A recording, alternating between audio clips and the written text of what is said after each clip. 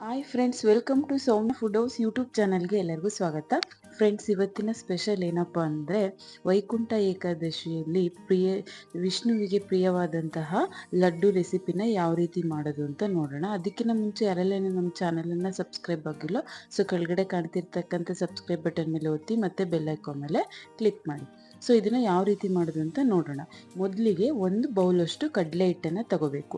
ನಾವೆಷ್ಟು ಪ್ರಮಾಣದ ಕಡಲೆ ಹಿಟ್ಟನ್ನು ತಗೊತೀವೋ ಅಷ್ಟೇ ಪ್ರಮಾಣದ ಸಕ್ಕರೆಯನ್ನು ತಗೋಬೇಕು. ಅದಕ್ಕಿಂತ ಸ್ವಲ್ಪ ಹೆಚ್ಚಿಗೆ ತಗೊಂಡ್ರೂ ನಡೆಯುತ್ತೆ. ಅಷ್ಟೇ ಪ್ರಮಾಣ ಒಂದು ಬೌಲಷ್ಟು ಕಡಲೆ ಹಿಟ್ಟನ್ನು ತಗೊಂಡ್ಬಿಟ್ಟು ಅದಕ್ಕೆ ಸ್ವಲ್ಪ ನೀರು ಹಾಕಿ ಒಂದು ಬೀಟರ್ ಸಹಾಯದಿಂದ ನೀಟಾಗಿ ಗಂಟಿಲ್ಲದೆ ಇರೋ ರೀತಿ ಆ ಕಡಲೆ ಹಿಟ್ಟನ್ನು ಕಲಿಸ್ಕೋಬೇಕು. ನಾವು ಯಾವಾಗ್ಲೂ ಅಷ್ಟೇ ಸ್ವಲ್ಪ ನೀರನ್ನು ಹಾಕಿ ನಮಗೆ ಕನ್ಸಿಸ್ಟೆನ್ಸಿ ಗೊತ್ತಾಗಬೇಕು. ಬೂಂದಿ ಕಾಳಿನ ಅದಕ್ಕೆ ಬರೋ ರೀತಿ ಹಾಕಿದಾಗ ಎಣ್ಣೆಯಲ್ಲಿ ಬರೋ ರೀತಿ ಕರೆಕ್ಟಾಗಿ ಕನ್ಸಿಸ್ಟೆನ್ಸಿಲಿ ಈ ಥರ ಸ್ವಲ್ಪ ನೀರನ್ನು ಹಾಕ್ಕೊಂಡು ಚೆನ್ನಾಗಿ ಗಂಟಿಲ್ಲದೆ ಇರೋ ರೀತಿ ಕಲಿಸ್ಬೇಕು. ನಾವು ಯಾವಾಗ್ಲೂ ಕಡಲೆ ಹಿಟ್ಟನ್ನು ಮೊದಲಿಗೆ ಜರಡಿ ಹಿಡ್ಕೊಂಡ್ಬಿಟ್ಟೆ ಈ ಥರ ಕಲಿಸ್ಬೇಕು. ಇಲ್ಲ ಅಂದರೆ ಆ ಹಿಟ್ಟಲ್ಲಿ ಗಂಟಾಗುತ್ತೆ. ಸೊ ಅದಕ್ಕೆ ನೋಡಿ ಈ ಥರ ಚೆನ್ನಾಗಿ ಬೀಟರ್ ಸಹಾಯದಿಂದ ಚೆನ್ನಾಗಿ ಈ ಥರ ಕಲಿಸ್ಬೇಕು. ನೋಡಿ, ನಾನು ತೋರಿಸ್ತಾ ಇದ್ದೀನಲ್ಲ, ಕನ್ಸಿಸ್ಟೆನ್ಸಿ ಈ ಅದಕ್ಕೆ ಇರಬೇಕು. ಈ ಥರ ಹದದಲ್ಲಿ ಇರೋ ರೀತಿ ಸ್ವಲ್ಪ ನೀರು ಹಾಕ್ಕೊಂಡು ಕಲಿಸ್ಬಿಟ್ಟು ಅದಕ್ಕೆ ಒಂದು ಪ್ಲೇಟನ್ನು ಮುಚ್ಚಿ ತೆಗ್ದಿಡಿ 1-2 ನಿಮಿಷ. ಅಷ್ಟರೊಳಗೆ ಎಣ್ಣೆನ ಕಾಯಕ್ಕಿಡಬೇಕು. ನೋಡಿ, ಇಲ್ಲಿ ಎಣ್ಣೆ ಚೆನ್ನಾಗಿ ಕಾಯ್ತಾ ಇದ್ದಾಗ ನಾವು ಕಲಸಿರ್ತಕ್ಕಂಥ ಹಿಟ್ಟಿರುತ್ತಲ್ಲ, ಈ ಥರ ಒಂದು ಮೋಲ್ಡರ್ ಸಹಾಯದಿಂದ ಬೂಂದಿ ಕಾಳನ್ನು ಹಾಕುವಂಥ ಮೋಲ್ಡ್ ಇರುತ್ತಲ್ಲ, ಈ ಥರ ಸೌಟು ಅದಕ್ಕೆ ಹಾಕ್ಬಿಟ್ಟು ಅದರಿಂದ ನಾವು ಎಣ್ಣೆಯಲ್ಲಿ ಚಿಕ್ಕ ಬೂಂದಿಗಳನ್ನು ತೆಗಿಬೇಕು. ನೋಡಿ, ಈ ಥರ ನಾವು ಕೈಯಿನ ಸಹಾಯದಿಂದ ಸ್ವಲ್ಪ ಹಿಂಗೆ ಪ್ರೆಸ್ ಮಾಡಿದರೆ ಸಾಕು, ಅದು ನೀಟಾಗಿ ಬೂಂದಿ ಕಾಳು ಬೀಳುತ್ತೆ. ನಾವು ಕರೆಕ್ಟ್ ಕನ್ಸಿಸ್ಟೆನ್ಸಿಲಿ ಕಲಿಸ್ಕೊಂಡಾಗ ಆ ಬೂಂದಿ ಕಾಳು ಕರೆಕ್ಟಾಗಿ ರೌಂಡ್ ಶೇಪಲ್ಲಿ ಬರುತ್ತೆ. ಅದೇ ನಾವು ಸ್ವಲ್ಪ ತೆಳ್ಳಗೆ ಕಲಿಸ್ಕೊಂಡಾಗ ಏನಾಗುತ್ತೆ, ಅದು ಉದ್ದುದ್ದಕ್ಕೆ ನಾರಿನ ಅಂಶದ ರೀತಿ ಬರುತ್ತೆ. ಅದಕ್ಕೆ ನೋಡಿ, ಕರೆಕ್ಟ್ ಕನ್ಸಿಸ್ಟೆನ್ಸಿಲಿ ಕಲಿಸ್ಕೊಳ್ಳಿ. ಈ ಥರ ಕಲಿಸ್ಕೊಂಡ್ಬಿಟ್ಟು ನಾವು ಇದನ್ನು ಖಾರ ಬೂಂದಿ ಮಾಡ್ತೀವಲ್ಲ, ಅಷ್ಟು ಟೈಮ್ ಅಷ್ಟು ಬಿಡಬಾರ್ದು. ಜಸ್ಟ್ 1-2 ನಿಮಿಷಗಳ ಕಾಲ ಬಿಡಬೇಕಷ್ಟೆ. ಈ ಥರ ಹಾಕಿದ 1-2 ನಿಮಿಷದಲ್ಲೇ ನಾವು ಬಬಲ್ಸ್ ಎಲ್ಲ ಎಣ್ಣೆಯಲ್ಲಿ ಬರ್ತಾ ಇರ್ತಕ್ಕಂಥ ಬಬಲ್ಸು ಕಮ್ಮಿ ಆದ ತಕ್ಷಣವೇ ನಾವು ಈ ಎಣ್ಣೆಯಿಂದ ಇದನ್ನು ತೆಗಿಬೇಕು. ಇಲ್ಲ ಅಂದರೆ ಏನಾಗುತ್ತೆ, ಅದು ಗಟ್ಟಿ ಆಗುತ್ತೆ.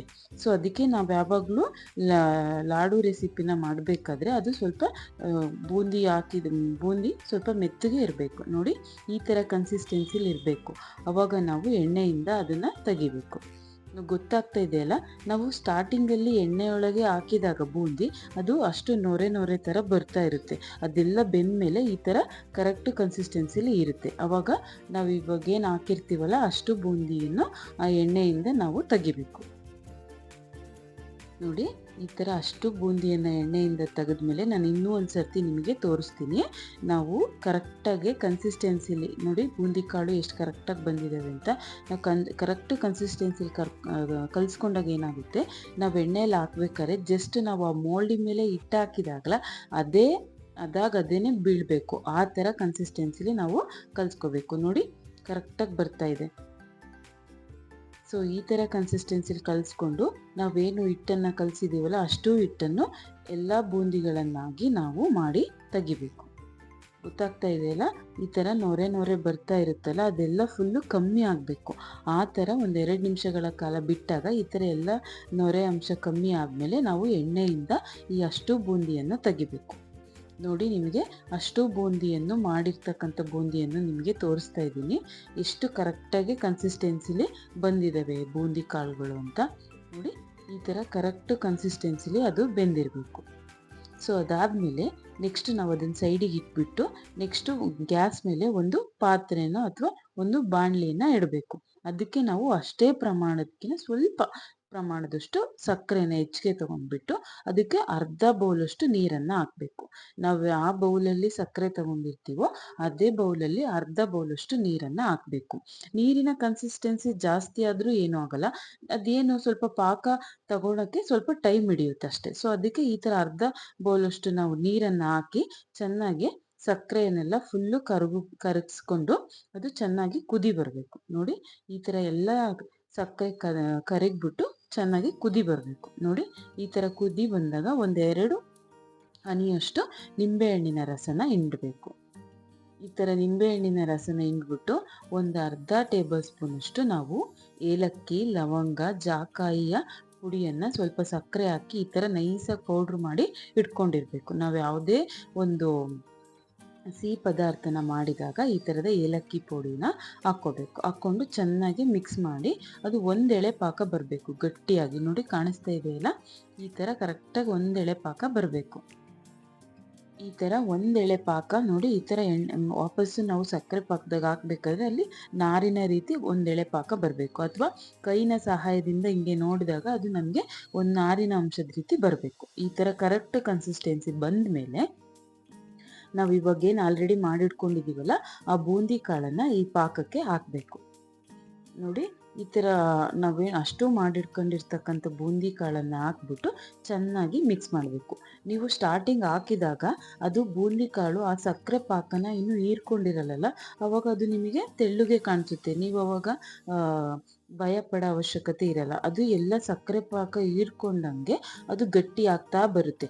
ಫಸ್ಟಿಗೆ ಈ ಥರ ಬೂಂದಿ ಕಾಳನ್ನು ಹಾಕ್ಕೊಂಡ್ಬಿಟ್ಟು ಸ್ವಲ್ಪ ಮೀಡಿಯಮ್ ಫುಲ್ ಲೋ ಫ್ಲೇಮಲ್ಲೇ ಇಟ್ಕೊಂಡು ಅದನ್ನು ಒಂದು 2 ನಿಮಿಷಗಳ ಕಾಲ ಮಾಗಿಸ್ಬೇಕು. ಈ ಥರ ನೋಡಿ ಚೆನ್ನಾಗಿ ಅದು ಮಾಗಬೇಕು. ಅವಾಗ ಅದು ಸಕ್ಕರೆ ಪಾಕನ ಹೀರ್ಕೊಳ್ಳುತ್ತೆ.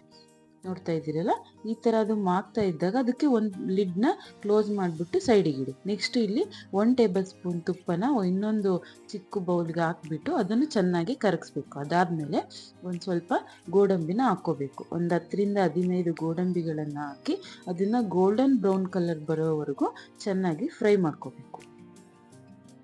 ಅದೆಲ್ಲ ಚೆನ್ನಾಗಿ ಗೋಲ್ಡನ್ ಬ್ರೌನ್ ಕಲರ್ ಫ್ರೈ ಆಗ್ತಾ ಇದ್ದಾಗ ನೆಕ್ಸ್ಟ್ ನಾವು ಇದಕ್ಕೆ ದ್ರಾಕ್ಷಿನ ಹಾಕ್ಕೋಬೇಕು. ಗ್ಯಾಸನ್ನು ಆಫ್ ಮಾಡಿಬಿಟ್ಟು ದ್ರಾಕ್ಷಿನ ಹಾಕ್ಕೋಬೇಕು. ದ್ರಾಕ್ಷಿ ಬೇಗ ಹರಡ್ಕೊಳೋದ್ರಿಂದ ನಾವು ಗ್ಯಾಸನ್ನು ಆಫ್ ಮಾಡಿಬಿಟ್ಟೆ ಹಾಕಬೇಕು, ಇಲ್ಲಾಂದರೆ ಸೀದೋಗುತ್ತೆ. ಸೊ ಈ ಥರ ದ್ರಾಕ್ಷಿ ಗೋಡಂಬಿನ ಚೆನ್ನಾಗಿ ಕರ್ತ್ಕೊಂಡ್ಮೇಲೆ ಅದನ್ನು ನಾವು ಇವಾಗೇನು ಆಲ್ರೆಡಿ ಬೂಂದಿ ಕಾಳಿನ ಮಿಶ್ರಣ ಇದೆಯಲ್ಲ ಅದಕ್ಕೇನೆ ಇದನ್ನು ಹಾಕಬೇಕು. ನೋಡಿ ಈ ಥರ ನಾವು ಎಲ್ಲದನ್ನು ಗೋಲ್ಡನ್ ಬ್ರೌನ್ ಕಲರ್ ಆಗೋ ರೀತಿ ಫ್ರೈ ಆದಮೇಲೆ ನೆಕ್ಸ್ಟ್ ಇದನ್ನು ನಾವು ಈ ಥರ ಲಿಡ್ನ ಕ್ಲೋಸ್ ಮಾಡಿರ್ತಕ್ಕಂಥ ಬೂಂದಿ ಕಾಳಿಗೆ ಹಾಕಬೇಕು. ಹಾಕ್ಬಿಟ್ಟು ಚೆನ್ನಾಗಿ ಮಿಕ್ಸ್ ಮಾಡಬೇಕು.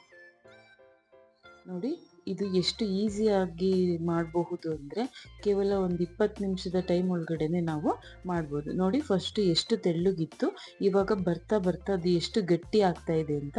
ಅದೇ ರೀತಿ ನಾವು ಒಂದು 2ರಿಂದ 3 ನಿಮಿಷಗಳ ಕಾಲ ಬಿಟ್ಟಾಗ ಅದು ಫುಲ್ಲು ಗಟ್ಟಿ ಆಗ್ತಾ ಬರುತ್ತೆ. ಸೊ ಅದಕ್ಕೆ ಈ ಥರ ದ್ರಾಕ್ಷಿ ಗೋಡಂಬಿನ ಹಾಕ್ಬಿಟ್ಟು ಚೆನ್ನಾಗಿ ಮಿಕ್ಸ್ ಮಾಡಬೇಕು. ಇದನ್ನು ಚೆನ್ನಾಗಿ ಮಿಕ್ಸ್ ಮಾಡಿದ ಮೇಲೆ ನಾವು ಇವಾಗ ಇದಕ್ಕೆ ಒಂದು ಸ್ವಲ್ಪ ಪಚ್ಚ ಕರ್ಪೂರವನ್ನು ಹಾಕಬೇಕು. ಅದರದ್ದು ಘಮ ಆಗಿರ್ಬೋದು, ಟೇಸ್ಟು ಕೂಡ ಅಷ್ಟೇ ಚೆನ್ನಾಗಿ ಇರುತ್ತೆ. ಈ ಥರ ಒಂದು ಪಚ್ಚ ಕರ್ಪೂರನ ಚೆನ್ನಾಗಿ ಸ್ಮ್ಯಾಶ್ ಮಾಡಿ ಕೈಯಿಂದನೇ ಹಾಕಬೇಕು. ಹಾಕ್ಬಿಟ್ಟು ಅದನ್ನು ಕೂಡ ಚೆನ್ನಾಗಿ ಮಿಕ್ಸ್ ಮಾಡ್ಕೋಬೇಕು. ನೋಡಿ ಗೊತ್ತಾಗ್ತಾ ಇದೆಯಲ್ಲ ನಿಮಗೆ, ಫಸ್ಟು ಯಾವ ಥರ ತೆಳ್ಳಗಿತ್ತು ಅದು ಬೂಂದಿ ಕಾಳು ಎಷ್ಟು ಸಕ್ಕರೆ ಪಾಕ ಹೀರ್ಕೊಂಡಷ್ಟು ಅದೆಷ್ಟು ಚೆನ್ನಾಗಿ ಕನ್ಸಿಸ್ಟೆನ್ಸಿಗೆ ಬರ್ತಾ ಇದೆ ಅಂತ. ಸೊ ಇಷ್ಟು ಪ್ರಮಾಣದಲ್ಲಿ ಉಗುರು ಬೆಚ್ಚಗೆ ಇರಬೇಕು ಆ ಬೂಂದಿ ಕಾಳು ಪಾಕ ಹೀರ್ಕೊಂಡ್ಮೇಲೆ. ಆ ಕನ್ಸಿಸ್ಟೆನ್ಸಿಲಿದ್ದಾಗ ನಾವು ಇದನ್ನು ಸ್ವಲ್ಪ ಸ್ವಲ್ಪ ಬೂಂದಿ ಕಾಳನ್ನು ತಗೊಂಡು ಉಂಡೆಗಳನ್ನಾಗಿ ಮಾಡಬೇಕು. ಫುಲ್ ತಣ್ಣಗಾಗೋ ರೀತಿ ಆದಾಗ ಬಿಟ್ಟಾಗ ಏನಾಗುತ್ತೆ, ಇದು ನಮಗೆ ಈ ಥರ ಲಡ್ಡು ಮಾಡೋದಕ್ಕೆ ಬರಲ್ಲ. ಸೊ ಅದಕ್ಕೆ ನಾವೇನು ಮಾಡಬೇಕು, ಈ ಥರ ಕರೆಕ್ಟಾಗಿ ಉಗುರು ಬೆಚ್ಚಗಿದ್ದಾಗಲೇ ಸ್ವಲ್ಪ ಸ್ವಲ್ಪ ಕಾಳನ್ನು ತಗೊಂಡ್ಬಿಟ್ಟು ನೋಡಿ ಈ ಥರ ಅದಕ್ಕೆ ನಮಗೆ ಯಾವ ಶೇಪಲ್ಲಿ ಬೇಕೋ ಆ ಶೇಪಲ್ಲಿ ಉಂಡೆಗಳನ್ನಾಗಿ ಮಾಡ್ಕೋಬೇಕು. ನೋಡಿ ನಾನಿಲ್ಲಿ ಒಂದು ಚಿಕ್ಕದು ಮೀಡಿಯಮ್ ಸೈಜಲ್ಲಿ ಉಂಡೆಗಳನ್ನು ಮಾಡ್ಕೊತಾ ಇದ್ದೀನಿ. ಸೊ ಇದೇ ಥರ ನಾವು ಈಗೇನು ಮಾಡಿಟ್ಕೊಂಡಿದ್ದೀವಲ್ಲ ಅಷ್ಟು ಪ್ರಮಾಣದ ಇದನ್ನು ಬೂಂದಿ ಕಾಳನ್ನು ನಾವು ಉಂಡೆಗಳನ್ನಾಗಿ ಮಾಡ್ಕೋಬೇಕು. ನೋಡಿ ಈ ಥರ ಕನ್ಸಿಸ್ಟೆನ್ಸಿಲಿದ್ದಾಗ ಅದು ನಮಗೆ ಕರೆಕ್ಟಾಗಿ ಉಂಡೆ ಪ್ರಮಾಣ ಗೊತ್ತಾಗುತ್ತೆ. ನೋಡಿ ಈ ಥರ ನಾವು ಅದಕ್ಕೇನೆ ಗೋಡಂಬಿ ದ್ರಾಕ್ಷಿನ ಹಾಕ್ಕೊಂಡ್ಬಿಟ್ಟು ಈ ಥರ ಉಂಡೆಗಳನ್ನಾಗಿ ಕಟ್ಬೋದು. ಇಲ್ಲ ನಾವು ಉಂಡೆ ಕಟ್ಟಬೇಕಾದ್ರೆ ಒಂದೊಂದನ್ನೇ ಹಾಕ್ಕೊಂಡು ಕಟ್ಟಬೇಕು. ನೋಡಿ ಕೈ ಎಷ್ಟು ಕೆಂಪುಗೆ ಆಗ್ತಾ ಇದೆ ಬೆಚ್ಚಗಿರೋ ಇದರಿಂದ ಕಟ್ಟಿದಾಗ. ಸೊ ಇದೇ ಥರ ಕನ್ಸಿಸ್ಟೆನ್ಸಿಲಿ ಇದ್ದಾಗಲೇ ಕಟ್ಟಬೇಕು. ರವೆ ಉಂಡೆ ಕಟ್ತೀವಲ್ಲ ಆ ಥರ ನಾವು ಫುಲ್ಲು ಬಿಸಿ ತಣ್ಣಗಾದ್ಮೇಲೆ ಕಟ್ಟಿದಾಗ ನಮಗೆ ಉಂಡೆಗಳು ಬರಲ್ಲ. ನೋಡಿದ್ರಲ್ಲ ಎಷ್ಟು ಈಸಿಯಾಗಿ ಎಷ್ಟು ಸಿಂಪಲ್ಲಾಗಿ ನಾವು ಲಡ್ಡುನ ತಯಾರಿಸಿದ್ದೀವಿ ಅಂತ. ಸೊ ನೀವು ಕೂಡ ಇದೇ ಥರದ ರೆಸಿಪಿನ ನಿಮ್ಮ ಮನೆಯಲ್ಲಿ ಟ್ರೈ ಮಾಡಿ. ಟೇಸ್ಟು ತುಂಬ ಚೆನ್ನಾಗಿ ಇರುತ್ತೆ. ನೋಡಿ, ಇದನ್ನು ಹಬ್ಬಗಳಿಗೆ ಮಾಡೋದ್ರಿಂದ ದೇವರಿಗೆ ಇದು ಪ್ರಿಯವಾದಂತಹ ರೆಸಿಪಿ. ನೋಡಿ, ವೈಕುಂಠ ಏಕಾದಶಿಯಲ್ಲಿ ವಿಷ್ಣುವಿಗೆ ಪ್ರಿಯವಾದಂತಹ ಲಡ್ಡು ರೆಸಿಪಿನ ಯಾರಾದರೂ ಮಾಡಬೇಕು ಅಂದ್ಕೊಂಡಿದ್ದರೂ ಈ ಥರದ ಕನ್ಸಿಸ್ಟೆನ್ಸಿಲಿ ಕರೆಕ್ಟ್ ಪ್ರಮಾಣದ ಅಳತೆಯಲ್ಲಿ ಮಾಡೋದ್ರಿಂದ ರೆಸಿಪಿನೂ ಕೂಡ ತುಂಬ ಚೆನ್ನಾಗಿ ಬರುತ್ತೆ. ಎಷ್ಟು ಈಸಿಯಾಗಿ, ಎಷ್ಟು ಸಿಂಪಲ್ಲಾಗಿ ಮಾಡಬಹುದು ಅಂತ ಗೊತ್ತಾಯ್ತಲ್ಲ. ನೀವು ಕೂಡ ಈ ರೆಸಿಪಿನ ಟ್ರೈ ಮಾಡಿ. ಟೇಸ್ಟು ಕೂಡ ಅಷ್ಟು ಚೆನ್ನಾಗಿ ಇರುತ್ತೆ. ಸೊ ಯಾರಿಗೆಲ್ಲ ಈ ಥರದ ರೆಸಿಪಿಗಳು ಇಷ್ಟ ಆಯಿತು, ಇನ್ನು ಯಾರೆಲ್ಲ ನಮ್ಮ ಚಾನಲನ್ನು ಸಬ್ಸ್ಕ್ರೈಬ್ ಮಾಡಿಲ್ಲೋ, ಸೊ ಸಬ್ಸ್ಕ್ರೈಬ್ ಮಾಡೋದನ್ನು ಮರಿಬೇಡಿ. ನೋಡಿ, ಅದನ್ನು ತೋರಿಸ್ತಾ ಇದ್ದೀನಿ ಎಷ್ಟು ಕರೆಕ್ಟ್ ಕನ್ಸಿಸ್ಟೆನ್ಸಿಲಿ ಹದವಾಗಿ ಕಟ್ಟಿದ್ದೀವಿ ಅಂತ. Thank you for watching.